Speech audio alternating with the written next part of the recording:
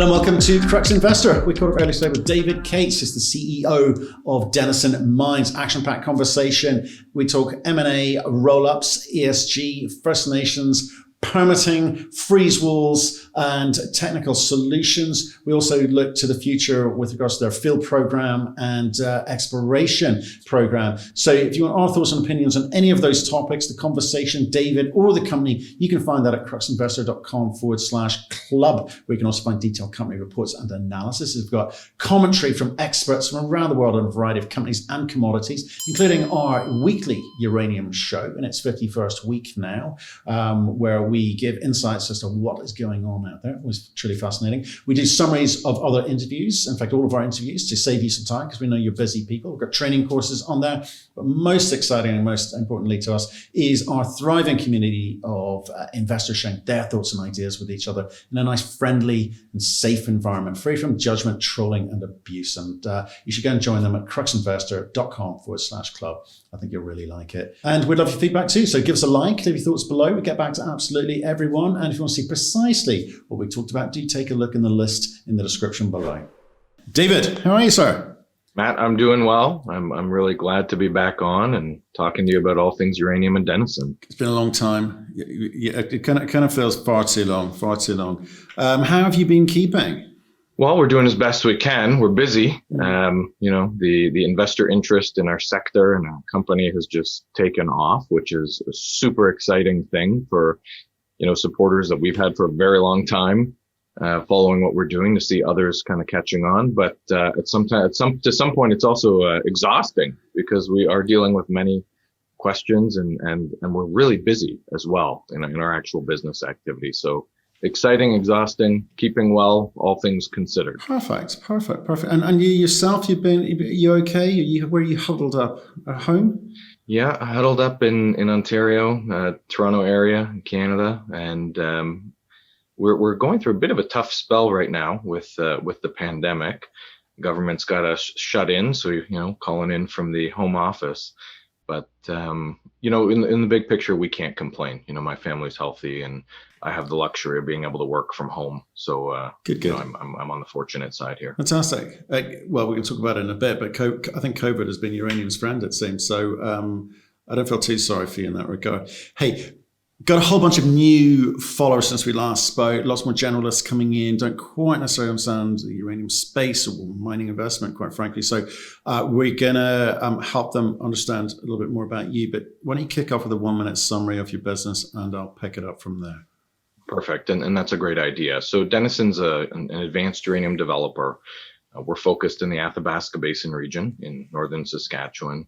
We have a portfolio of development and exploration assets, and really just want to call out two to give the big picture for us. Our flagship asset is Wheeler River. This is the largest undeveloped uranium project in the eastern portion of the Athabasca Basin, where we have all of the existing mining and milling infrastructure in the region. And that project is going through the permitting process and environmental assessment process, and is really at the front of the line for development in the Eastern Basin. Now with that, on top of that, and of course we'll talk more about Wheeler River, I'm sure, another asset I want to just flag from our portfolio is our interest in the McClean Lake Mill. So we own 22.5% of the McClean Lake joint venture, which includes a number of undeveloped uranium deposits, but also the mill. And that mill is operating under a toll milling contract with Cigar Lake. So, but for the temporary COVID shutdown of Cigar Lake and McClean Lake work together as one production center, and they represent the only producing or actively operating mine right now in Canada for uranium. So does that mean your revenue's turned off there? Well, look, Matt, we sold that revenue stream a few years ago in a real savvy deal with APG, Anglo-Pacific out of London. So it's worked out actually pretty well for us because the revenue from toll milling is turned off, but that hasn't affected us because we already monetized that stream in 2017, and there is no sort of fallout to us with the Cigar Lake mine being shut down right now. Okay, fine. Lots has happened since we spoke. We won't even talk about all the shenanigans in the US with elections and RSA and uranium reserve funds, etc. I want to talk about some of the things that you have manufactured for yourself. You came up with quite a novel idea, which is go and raise some money and buy your own pounds in the market. Why'd you do it? Well, look, it was an unconventional strategy. Evidently, it's become more conventional because we've seen some others look to very fashionable. Yeah, it has become so. But look, to explain why we've done it is a bit of a journey to understand our strategy, because it was really a deliberate and debated approach transaction for us. A lot of it had to do with two parts around our project, right? This is really a project financing initiative, and it's not a speculative call on the uranium price. But we had to be well capitalized in the first part, in the first place, before we would consider a transaction like this. And so, over the last 12 months, we've carried out a number of financings, and we were in a position by the beginning of March where we were sitting with around $85 million in cash and investments. And really, that was capital that would take us all the way through our feasibility study and environmental permitting for Wheeler River. Now, that's an important part of this story, because through that process, we've discovered, and many others have discovered, that the depth of investor interest in our sector has ballooned in the last few months. And there was a tremendous amount of unmet investor interest in investing directly in companies like Denison.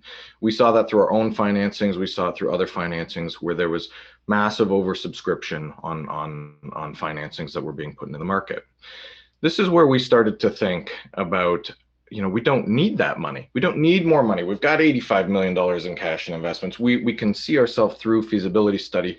When you go through the conventional junior mining playbook, we would be well capitalized, and we don't really need more money. And so it would really be a negative to go back to the market and just take cash for the sake of having more cash, right? That would be dilutive in a way, because you'd be saying, well, today's the price that I want to raise more money to fund my future project at, even though I'm funded for the next several years, right? And I think that's something that we wouldn't have been, pursuing, because we do see value increasing over time as we de-risk our project and move it forward. So, but we didn't want to ignore the depth of investor interest and the potential for us to significantly de-risk future project financing efforts for Wheeler River. And so that's where we developed this idea where we could access that capital, but rather than put that capital just as cash on the balance sheet, we could park it in a dynamic store of value that would be leveraged similar to our existing asset base. And that was the concept. There was, let's go buy physical uranium and hold it as a long-term asset. And then down the road, when we go to project finance, use it as a really reliable source of collateral to give us a different type of access to credit markets. And now, we sit with around $100 million Canadian in physical uranium once we've closed all those contracts against a project that has upfront capital of under $300 million to Denison, right? So we've got about a third of our capital covered. And that's really what we were trying to do, was just de-risk that, but without just holding stagnant cash. As uranium price changes, our value of that material will change. It might go down. We are of a view that it's more likely to go up, but it isn't really about the value going up, right? It was really just about having the same or similar leverage to our existing assets. And that's where I say we broke the dilution model, because we raised money to buy assets. We didn't raise money to just fund operations with the same assets. Well, that's the bit that intrigued me, okay? Because saying I wanted to address the unmet demand for investment in uranium, that's a bold move, and I think shareholders would typically go, that's dilutive. Why are you doing that? But this feels highly structured and potentially, as you say, well, one would hope that the price of uranium goes up and appreciates. And in that sense, it is a structured finance deal. Mm-hmm. And that's perhaps why you haven't seen dilution or angry shareholders. But there's a few other players out there where it doesn't quite make sense. But I'll come back to that in a second here. So just focus on what you are going to do with this. So you're saying we've invested in an appreciating asset, in all likelihood, which will finance our capital need or could contribute significantly towards our capital expenditure needs when we get into production. So let's talk about that. The other big bit of news. Absolutely. The other big bit of news is you made an announcement about the an agreement with the English River First Nations. That's an important step for you moving towards permitting, because that's been the big elephant in the room for you, the ability to get this thing permitted. Technically and environmentally, it was a problem for you. So tell me about that agreement and maybe explain how that's helped you. Well, look, I mean, permitting is, I won't agree that it's been a problem for us, right? I think it's been flagged as, rightly, as something that's on our road to production, right? Is that we need to work through the permitting process. And so it's right for people to understand that these are milestones ahead and that these are processes we will have to go through before we can produce. But look, a lot of there's a number of elements to the permitting process for a uranium development project in Canada. Some of them are technical, right? The technical elements are really scientifically assessed and driven by our regulators, right? They are going to be looking at science around the project and the potential impacts of any project to the environment, right? We have that process is ongoing. It's a very busy year in 2021 focused on the technical side of things, right? We have a whole army of technical experts going through these different elements of of a mining operation and the interactions it could have with the environment, right? Could be water, could be air, could be noise, like these types of things. They're all being studied, and that part of the process really is technical and science driven. There's another part of the process, though, that is softer. And this is where the English River agreements, I think, really come in. It is a consultation and engagement process that moves side by side with those technical assessments, right? Our project is located in the traditional territory of the English River First Nation, and it's also in the homeland of the Métis. And so these are Indigenous groups, along with municipal communities that have ties to this area, that we will have not only we'll have a regulatory obligation to consult with, but we also have, I don't want to call it necessarily a moral obligation, but it's a sensible thing to do, to be working with anyone who may have a potential tie or impact related to our project. Now, English River is a very important group to us. We have a long history of having been through the communities that are connected to English River, even before we had our PFS, right? Even before we were talking about ISR mining. These agreements definitely reflect those years of discussions that we've had. And what they really reflect now is a common commitment to work together towards going through this engagement and consultation process for the environmental assessment, right? So we have guidelines on how we're going to go through that, how that's going to be funded. And on top of it, we reached an even broader agreement around all of our exploration activities in the Athabasca Basin that might overlap with English River traditional territories. And that's the part that gets me very excited. I mean, obviously, I'm pleased that we have this path forward on Wheeler River in terms of the engagement with English River, but it's also the exploration agreement that reflects a really progressive approach from Denison to working with Indigenous communities in Saskatchewan, because exploration agreements are not the norm for uranium mining in Saskatchewan.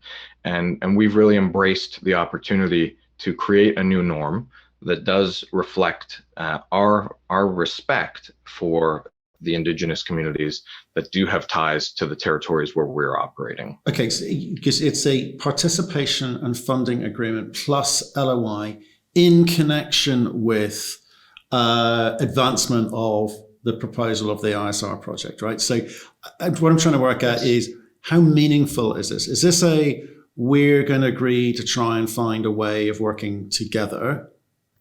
Or is there a bit more commitment than that? Well, it's participation in funding, right? And I think that says a lot, is that English River and Denison have reached an agreement where we'll be participating in the environmental assessment process. We'll be participating in working towards and negotiating a bigger agreement related to the Wheeler River project, and de-risking essentially that part of this project, right? In terms of community engagement, community support, and the EA, because they do interrelate, right? One part that the regulators will be doing is working with the potentially impacted communities to understand how they feel about the project and how the project may or may not impact them. So when you say participate, you're paying for everything, though. They're not paying for anything. Well, yeah, look, we're going to be funding. It's participation and funding. So there's definitely a commitment for us to fund this process with English River. But more importantly, there's an agreement on what the process is. That's I think, key to all of this, is us having a common view of what the process looks like and involves, right? That way we can really just move assertively on that process, right? Rather than spending time back and forth talking about, well, what will we be doing? Right. Well, okay. Well, that's my point. That's what I'm trying to get to. We see these sorts of announcements by companies, and it's just wishy-washy, and it's just headline-grabbing stuff. I want to know how serious this is, how involved, how engaged, how committed, how much money, how long is it going to take, and is this just trying to look like you're a good ESG citizen, socially aware of the First Nations around you, or is there some meat to it? Oh no, these are substantive agreements. Like, there are detailed work plans, detailed scopes of work in terms of what we will be doing and how we'll be working together to move forward with the permitting and the environmental assessment process at Wheeler River. That's your bit. And if you take, I'm interested in the First Nations. Okay, what it means for them. You bolting them on, or you truly integrating them into a process that you're going through. So you're paying for it. These are surveys, and these are commitments that you need to do anyway. But getting them involved is smart. Obviously, it's smart, it's essential, and it's the right thing to do. But I want to know how engaged they are. What's this going to mean for you? Well, Matt, look, it's a good question. It's a really good question. But let me put it this way. We didn't sign the agreement with ourselves, right? And English River First Nations, they don't have to sign any agreement with us. So this has been a process of determining what is a mutually acceptable, a mutually beneficial process to move Wheeler River forward, and to make sure that we do incorporate the feedback and the results of our engagement with English River, right? These are the kind of things that are actually substantively in these agreements. Okay, got it. So we'll see. That process is going to last how long? How much money are you spending on that? What's the outcome if you do all the things you hope to do? Yeah, look, I think the first notable milestone will be the submission of the draft environmental impact statement. So we've got a plan to be working through the legwork on that over the next 12 months, and to be in a position to submit that draft EIS the beginning of 2022, right? Now, I do want to make sure we touch on the exploration agreement as well, because you're right. The focus is on participation, funding, and the LOI in connection with the advancement of ISR at Wheeler River. Absolutely correct. But really important to understand, our relationship with English River is going beyond that with the exploration agreement. And similarly, the exploration agreement is a substantive agreement. There are financial commitments, there are commitments around permitting and the processes involved for us to operate in English River traditional territory. And this type of agreement is not common in uranium mining in the Athabasca Basin. We are blazing a trail here in terms of Indigenous partnership with this agreement. And it does show a sustained support from Denison to English River beyond what we're talking about at just an English River, beyond what we're talking about at Wheeler River, right? And so that is an important part of this dynamic, because we are really trying to build a durable partnership between our company and English River First Nations. Brilliant. I look forward to seeing how that works out, and what happens at the end of it. You refer to it as the kind of the soft component. If you get the buy-in of your partners and the endorsement of your partners, you're going to say, well, that's going to help our EIA application and our ability to get permits. The other hard bit to this, the non-soft bit, is you being able to technically solve the freeze wall. A lot of water. It's in a basin, yeah. I guess by definition, there's a lot of water. So you've got to solve that problem. Where are you with that? Well, again, you're right. There's the soft and the hard. And I just want to say on the soft before we go on to the hard, like it's not just about moving the EIA forward, right? Obviously, that's an important element of our business. We do have a genuine interest in sharing benefits and finding mutually beneficial arrangements with indigenous groups and communities where we're operating. So this is something that we've genuinely committed to, and it is more about just the way we want to do business with durable partnerships. As you should, as all companies should, and I commend you for it. None of that counts for anything if you can't solve a permanent, sustainable freeze wall solution. So where are you? Look, that's a great question, and you're absolutely right about that. Look, we've done really well on the technical side of things over the last 2.5 years. We have been de-risking at every turn to the point where we're now really focusing on a 2021 and 2022 field program, and more information to come on both of these. But the intent here is to bring us technically to the point where we will be at a feasibility study level of comfort by, the end of 2022, right? And so all of this has been building on work that we've done one step at a time, right? It's been a progressive approach. We started in 2019 with initial ISR field testing to prove that we could move solution through the ore body. We were in the field for months. We drilled many holes. We had, this actual testing in our ore body. And about a year ago, we came out with a report from our technical QP on the hydrogeology that said, look, the actual pump and injection tests that Denison ran and the hydrogeologic modeling that we've carried out with all of this data actually tells us that they've achieved proof of concept on the ability to move solution like an ISR mine. So that's been hugely successful. Partway through, to the tail end of 2020, we did adopt a design change on the freeze containment. And so we've moved away from a freeze dome and we've adopted a freeze wall design. Now, this is a massive step for us in that the freeze dome, while we've always felt was technically quite feasible because it would be relying on existing directional drilling technologies used in the oil sands, and ground freezing is a very common thing in the Athabasca Basin. So we're just kind of putting those two things together. There was no doubt that there was a higher level of technical risk associated with the dome than what we've devised now with the freeze wall. And maybe important to just unpack that a little bit because, a freeze wall in the Athabasca Basin is actually extremely ordinary, right? So at McArthur River and Cigar Lake, they're doing exactly what we will do in the freeze wall design. They're drilling holes from surface using a diamond drill bit, and they are casing those holes to depth with a double-lined pipe that circulates a freeze brine, kind of like you'd have at a hockey rink or an ice rink, to freeze the ice through that pipe. And then they're freezing the water that's in the rock to create basically ground of ice. And that ice is then competent. And at Cigar Lake, for example, they're mining underneath it, right? They're using that to create stability in their ore body and above. At McArthur River, they're using it as a curtain in places to keep water out of their mine, right? What we'll be doing is creating a fence all the way around our well field from surface. So basically create a cylinder from surface down, tied into the competent basement rock, and then it will create this freeze fence all the way around. And our intent is to keep our ISR mining solution in. So keep the water out because we don't want the dilution, but keep the ISR mining operation and the solution in the cylinder. Now, from a technical standpoint, being able to complete these drill holes and that kind of freeze wall is quite conventional. So just by design change, we've made a massive step forward on the freeze containment.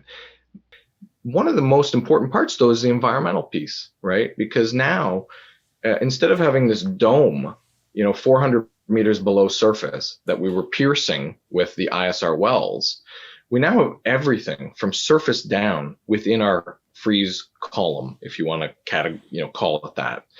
And that's a real advantage from an environmental standpoint because there's no longer this risk that your ISR wells that are operating above the dome to surface could rupture, be damaged, and that you'd have an excursion of mining solution.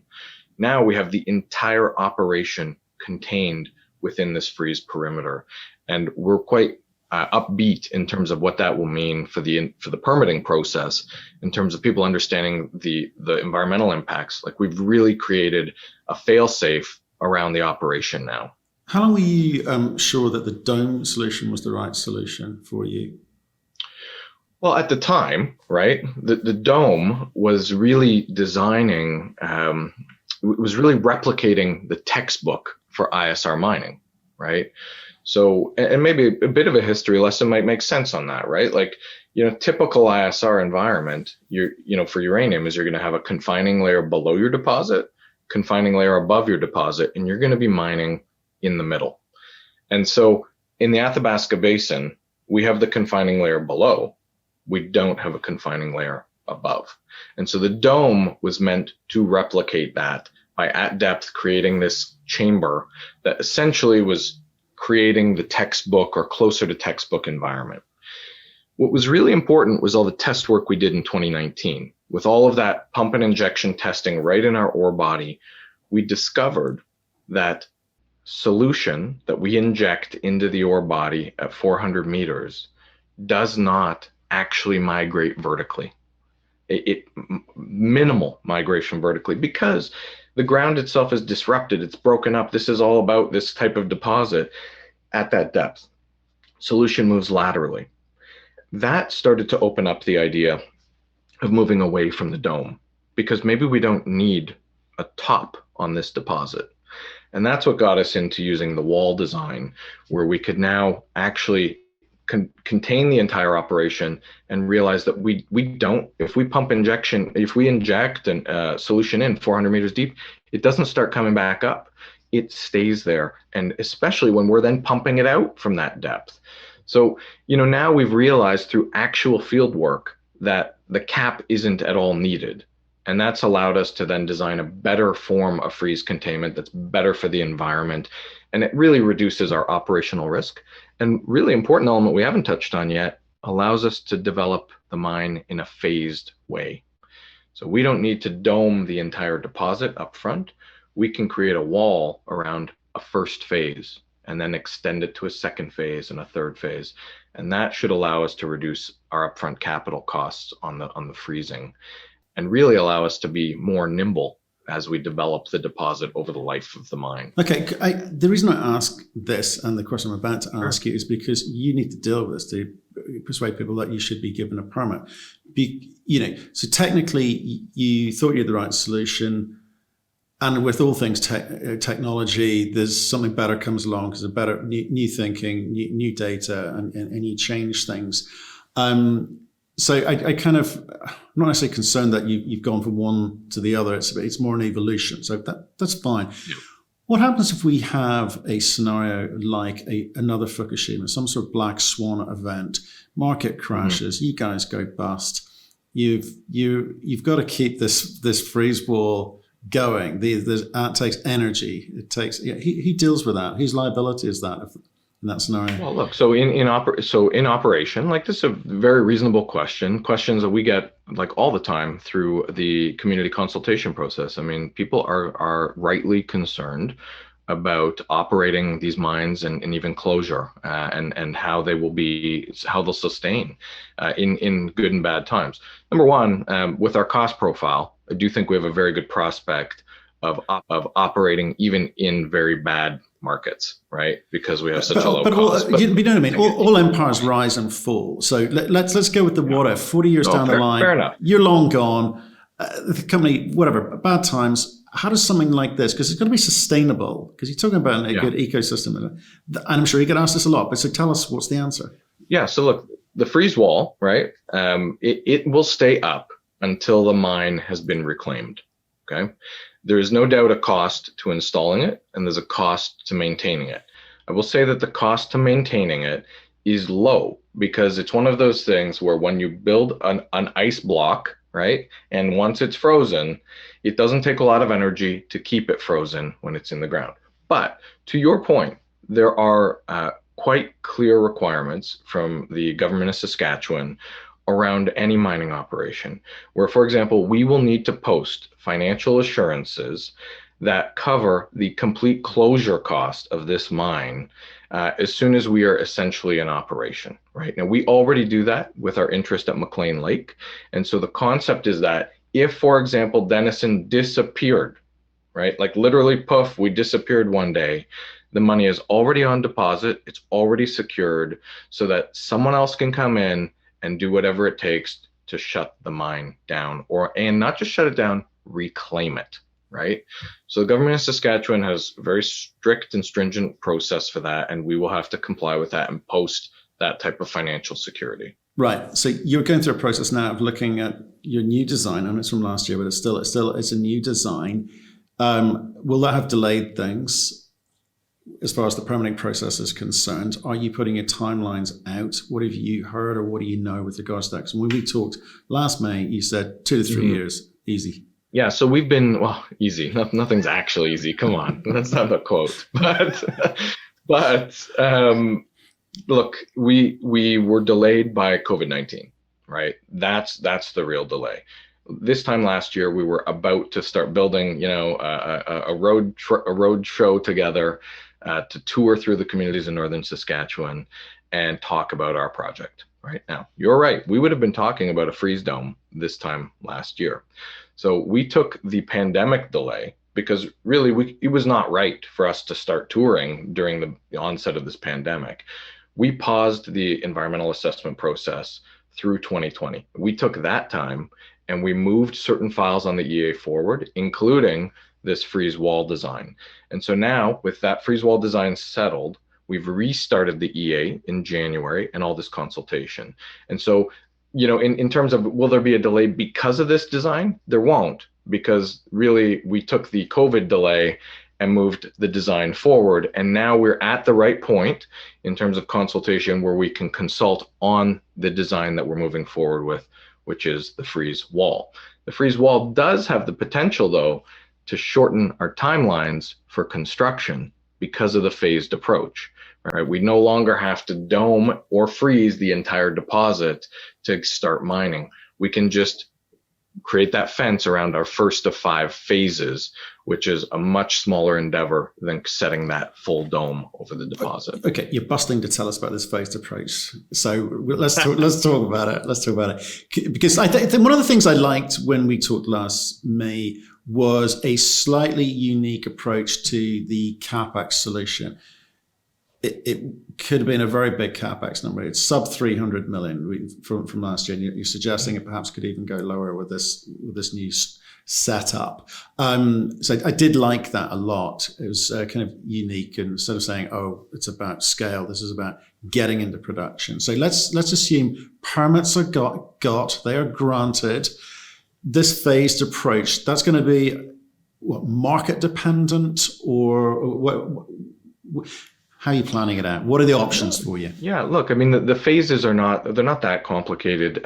It's really just about spending that capital for freezing over the life of the mine rather than freezing all upfront.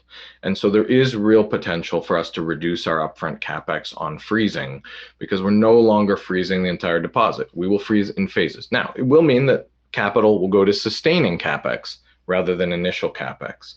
But when you play that out through the life of the mine and you look at things like cost of money and the NPV, like we're pretty confident that the phased approach will have a very positive impact overall on the project, but likely also reduce that upfront CapEx. And really, when you look at a developer, that upfront CapEx is really important because the capital comes from somewhere. It's not coming from existing cash flows.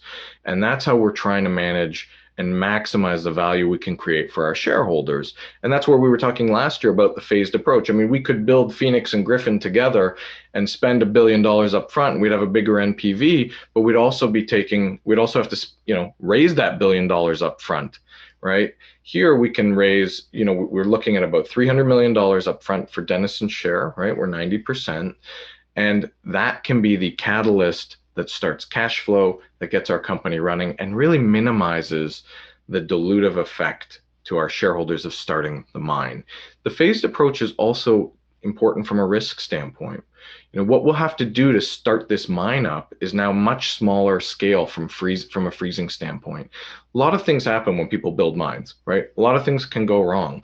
Anytime you can take something like a big process of creating a large freeze dome and simplify it into drilling diamond drill holes in a small, 25,000 meters of diamond drill holes to be a first phase, like that is a win for de-risking project construction, because the risk around doing that is just fundamentally much lower than setting in this directional drill hole dome over the entire deposit.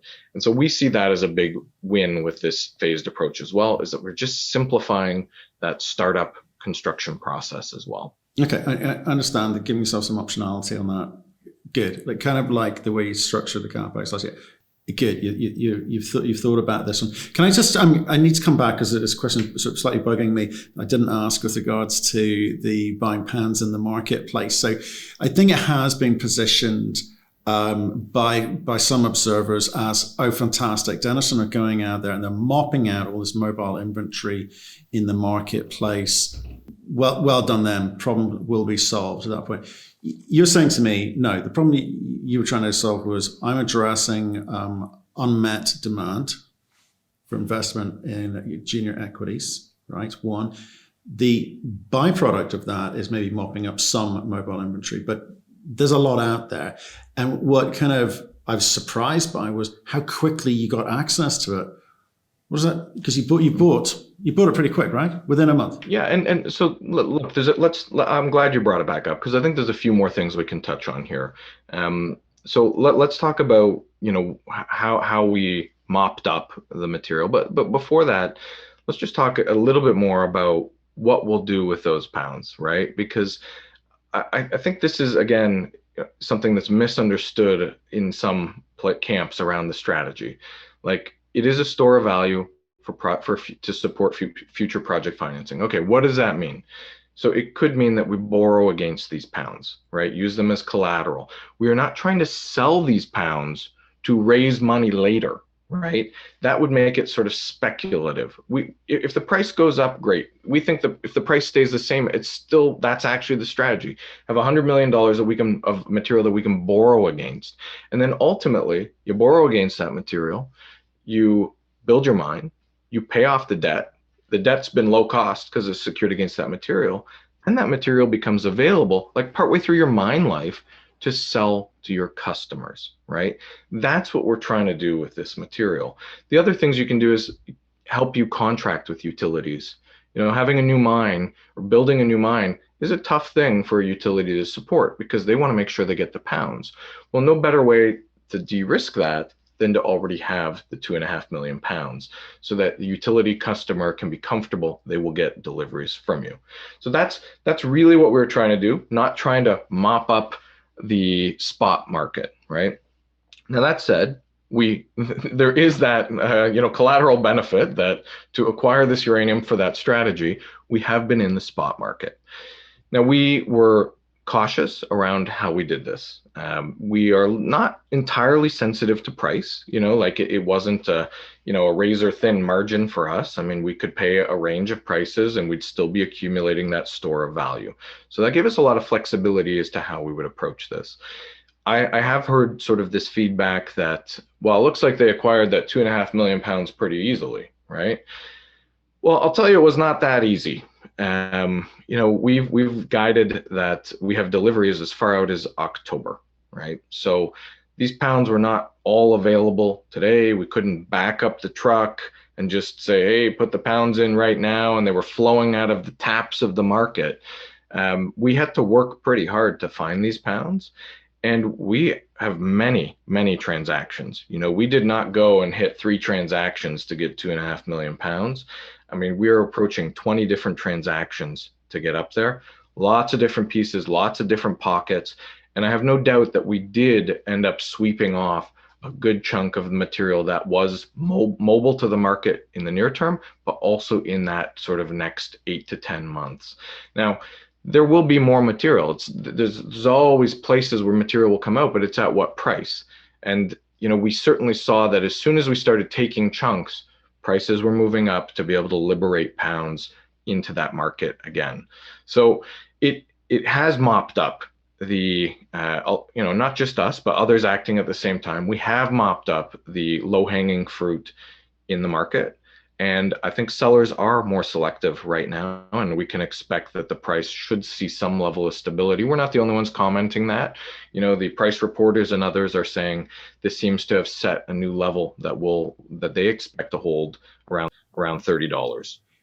Okay, well, that was going to be my question, because it had been as low as 27 in the last couple of weeks. It's up around 30, 31, so it's moved a lot. And it's since you guys and some of the copycat, no, copycats, I think, a fair phrase to use, because it was quite an innovative thing for a junior equities company to do. I know you've kind of got the history. You hold pounds, so there's a track record. But there are others. I'm thinking of UEC. It feels a bit more of a marketing ploy with them. A boss, where it felt like as you say, they hope to be in near term production when the price is right, but it gives them the permission to maybe have conversations now with its security of pounds acquired. And we've even seen Mr. Goranson at Encore, small amount, but it definitely felt like a marketing ploy. But do you expect to see more of this?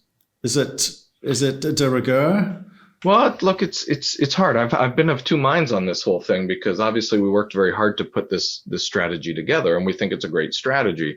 So I can't be overly critical of others. But it's a great strategy for you. My point is, you already with the position of holding. Yeah, we already have experience doing that. Right? Yes. So you've got experience of doing that. It makes sense. I understand the strategy, why you would do it. But for others, I'm struggling a little bit. It make great TV. People are going, what's going on? What's it going to do? Will it mop up pounds? Is it a good strategic move? And everyone's talking about it again. And I think it's driven the price up a little bit. But utilities don't care. It seems there's not a bunch of new RFPs as a result. Well, look, it's interesting. The utilities are they're cautious, and one thing that I don't believe that they will respond to is this concept of the hashtag uranium squeeze, right? Look, could it be perceived that that's what's happening? I understand why people would say that, but let's be honest about the quantities, right? Like, take Yellowcake, take Denison, take UEC, take Boss, take Encore. It's sizable, but it's not more sizable than the buying activity we've seen from Cameco for the last several years, right? So we should all be grateful that this activity is happening, and it is assisting with the draining of the swamp of these, free pounds, and they're being parked in places like a Denison, where we're saying, look, these pounds don't come out until after we're in production, right? Like Yellowcake has got them locked up, like a UPC has them locked up, right? So this is all very good. But the utilities are not, in my mind, they're sophisticated. They're not going to bite to say, well, this is a uranium squeeze and we must be called to action. That said, they have to be looking at this to understand what a company like Denison is seeing in this opportunity, and to realize that we're seeing this ability to access capital and buy uranium as something that is attractive to our business. And that is in competition with their business, right? They would like to be able to buy those pounds. They haven't been rushing to buy those pounds because they believe that they're there. And the narrative in the market is changing, and they have to understand that there are other financial players that could come in and see these pounds in this market as attractive investments, right? And these types of different transactions should be cluing them in that people are looking at these pounds in the spot market at these prices differently, and that maybe those pounds in the spot market will not be there for them as utilities the way they've been expecting them to be there. It's very interesting, Matt, like when we're buying pounds in the market and we're taking deliveries out in October, and we're seeing that the people who are buying alongside us in some cases are traders, right? These are guys who are supposed to be the conduit from produced pounds from, Uzbekistan or wherever it is. They're supposed to have the material to sell to the market, and they're having to buy in the market because they don't have a trading business if they don't have inventory, right? That's something that should be on the radar of market watchers, to realize that, the depth may not be there the way that people expect it to be. Yeah, but utilities are managing their budgets. They'd rather have their money in their back pocket with the option of paying a little bit more further down the line, so that they retain control of their money rather than stocking up now at albeit low prices, and then not be able to do things like maintenance of their own facilities, or they've got other energy sources which they need to fund. So it's I think they're sensible, and why should they reveal their cards? And as for there are other buyers out there, metal buyers in the market. There always are, until there's no market, and then they go off and do something else. So none of that, I think, is surprising in itself. But I think the bit which I'm sort of intrigued by is why some of these companies felt the need to emulate what you did, because their business models and the plan is very different from yours. That's the bit that's confusing. Yeah, you're going to have to get those guys on and ask them that question. I will. Some of them won't come on. I don't know why. Okay, well, look, I just kind of wanted to deal with that kind of mopping up issue, because it's been talked about, and I think there's some. I mean, it's a delightful conversation as ever. We've had a weekly uranium show for the last 51 weeks, and there's always something to talk about. It's a fascinating space. It's intriguing space. Look, and I'm so conscious of time here, and you promised to come on again soon, so I don't feel I need to get it all in now. Talk to me about a little bit, just headlines around, field program, exploration. You've got a stack of money in here now. You've got to give us some clues as to how you're going to be spending it. Look, absolutely, and we'll leave this as a teaser for our next update. But 2021 is a big year for us. It's we will be in the field. We've got guidance out on a $20 million budget for Wheeler River for evaluation. And really the purpose here is to install a 5-spot commercial scale test pattern and take our actual work that we've done over the last 2 years to a commercial scale level, where we can test the ability to operate an ISR mine in this pattern. Now, this pattern alone is in our ore body. It's in an area that has, I think it's somewhere in the range of 2 to 3 million pounds just within that test pattern. The intent is to be able to operate that pattern with water and tracers this year at sort of a commercial scale, use that information and data to then build a program for 2022 where we would bring in a live mining solution and actually carry out a field leach test, right? And that would be the ultimate way for us to de-risk this project ahead of a feasibility study, is to actually demonstrate that we've leached the uranium in this field test in a commercial pattern. So following along for 2021 is important. We will have more de-risking news throughout the year in terms of completing the well pattern, in terms of operating with the water and tracer test, collecting more data, all of that stuff very exciting for us, and then ultimately setting us up to do an even more advanced test in 2022. At the same time, we do have exploration planned for the year. Back at Wheeler River, we had some great results that we reported beginning of this year from drilling late last year. We've discovered a new high-grade zone 4 kilometers away from Wheeler River on K West. Grades up over 7.6% in a brand new area that's open entirely on strike. Hundreds of meters either way. And in the right position, right? We've hit this mineralization at that unconformity, which does make it potentially analogous to Phoenix. The possibility of finding a satellite deposit or any other ISR amenable deposits at Wheeler is just really amazing blue sky for us, because, we see what we can do at Phoenix. And, we can talk about Waterbury and THT another time, but we've done other studies now on smaller ISR deposits where you already have access to a processing plant. And we know that finding anything in this vicinity to Phoenix will be very positive for the overall project economics and could extend life, could increase rates of production. So this is a case where exploration really does have a very quick and tangible potential benefit if we are able to delineate another ISR pod. So stay tuned for on both of those channels, definitely throughout the year. Okay. That's the teaser for that one. So I'll leave it. One last question. This is coming out of, there's a bunch of money there. And we've talked about some people doing things for marketing reasons, some doing because it's strategic and it's fundamental to their business. M&A roll-up.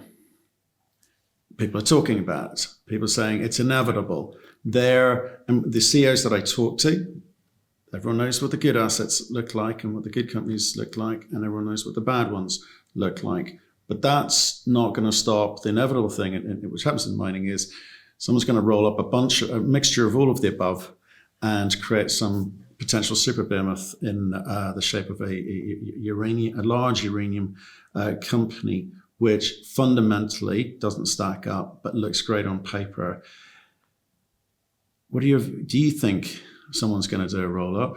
Is that person, or is that company going to be Denison? Or is it, you're going to leave that to others? Well, look, it's a totally rational question to ask as the uranium market sort of returns to life, right? I mean, you've seen it in the gold sector, where as soon as there's sort of that life in that commodity, people do look to consolidation. What I'll say about the uranium space is that it's a pretty small space. We've been familiar and are familiar with pretty much every asset in the sector, and that's been the case for the last number of years. There aren't many new assets that I think change the menu of things available for consolidation, right? I think if consolidation was going to happen amongst the junior sort of developer crew, it probably would have been considered or looked at through some of the tough times as a way to sort of create scale, things like that. So, absent something new coming out, I'm not so sure that we'll see that much consolidation. There's definitely some pairings that I think make some sense, but they haven't happened to this point. So one has to wonder, what will be the catalyst for them to happen next. What obviously anything new is something we would follow with great interest, right? Anything that's a discovery that has that ISR potential, speaking on behalf of our company, we're going to look at with great interest. There haven't really been those types of discoveries because people haven't been looking for those types of deposits. And so my answer on the roll up on the Denison side is more that we're going to look probably within our portfolio to discover those types of assets because we've got the exploration team to do that.